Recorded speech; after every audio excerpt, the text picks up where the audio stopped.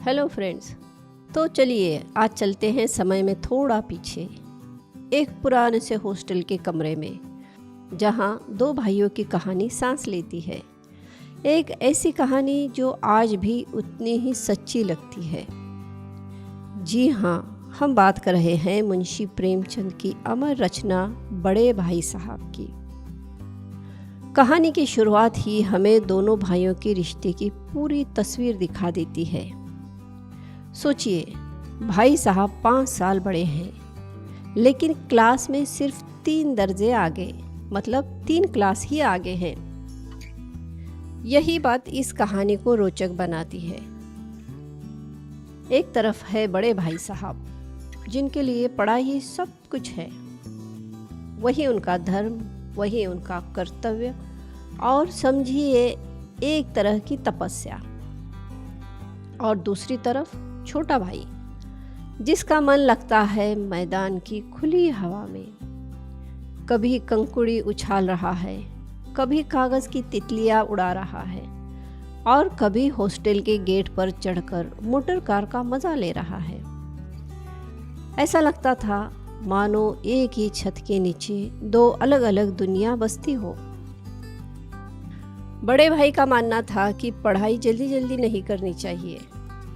वे कहा करते थे कि मजबूत इमारत बनाने के लिए सबसे पहले उसकी नींव मजबूत बनानी पड़ती है। इसी कारण बड़े भाई 1 साल का काम 2 साल में करते थे, कभी कभी 3 साल भी लग जाते थे। उन्हें कोई जल्दी नहीं थी, क्योंकि वे मानते थे कि अगर नींव कमज़ोर होगी तो मकान टिकेगा कैसे। उस समय छोटे भाई की उम्र 9 साल की थी और बड़े भाई की 14 साल की। बड़े भाई बहुत पढ़ाकू थे, हर समय किताब लेकर बैठे रहते थे, लेकिन कभी कभी दिमाग को आराम देने के लिए वे कॉपी के किनारों पर चिड़ियों, कुत्तों और बिल्लियों की तस्वीरें बना लिया करते थे।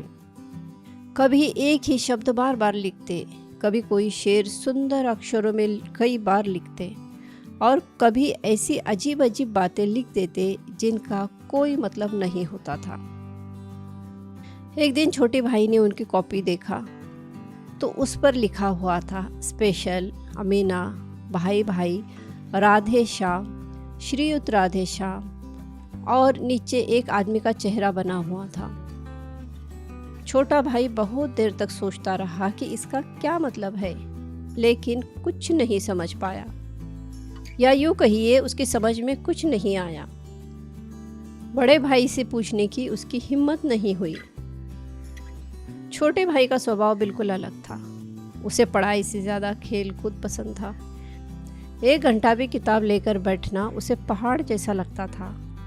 मौका मिलते ही छोटा भाई हॉस्टल से भाग जाता, कभी कंकड़ उछालता, कभी कागज़ की तितलियाँ उड़ाता, और अगर कोई दोस्त मिल गया तो खेल शुरू हो जाता।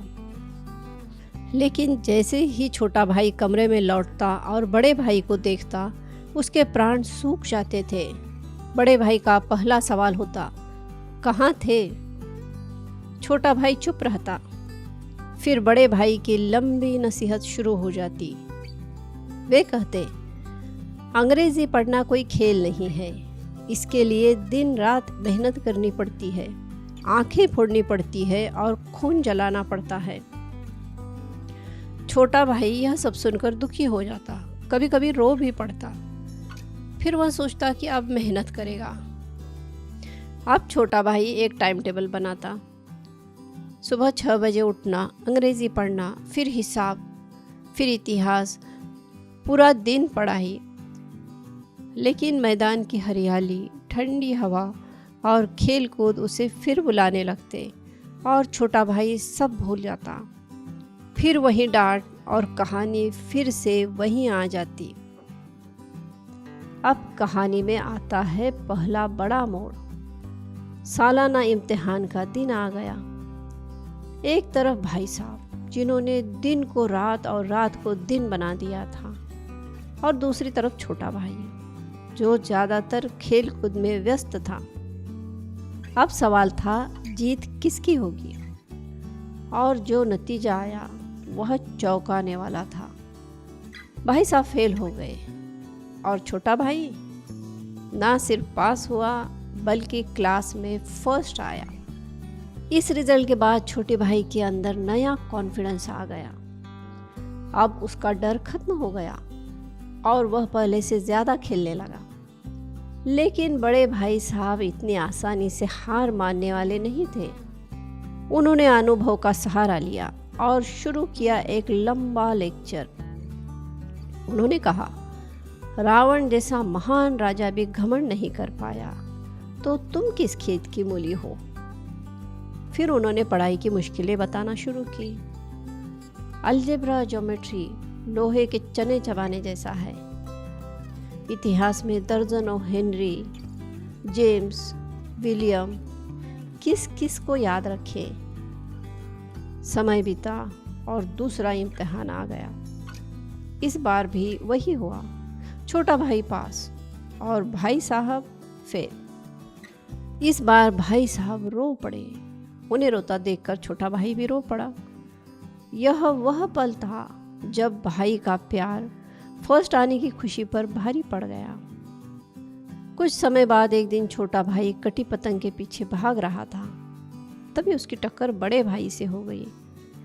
भाई साहब ने उसका हाथ पकड़कर कहा, मैं तुमसे 5 साल बड़ा हूँ और यहाँ 5 साल का फर्क कोई नहीं मिटा सकता। उन्होंने समझाया, असली समझ किताबों से नहीं जिंदगी से आती है। उन्होंने कहा, मैं पतंग उड़ाने से मना नहीं करता। सच कहूँ तो मेरा भी मन करता है, लेकिन अगर मैं ही भटक गया तो तुम्हारी देखभाल कौन करेगा। इतने में एक कटी पतंग ऊपर से गुजरी।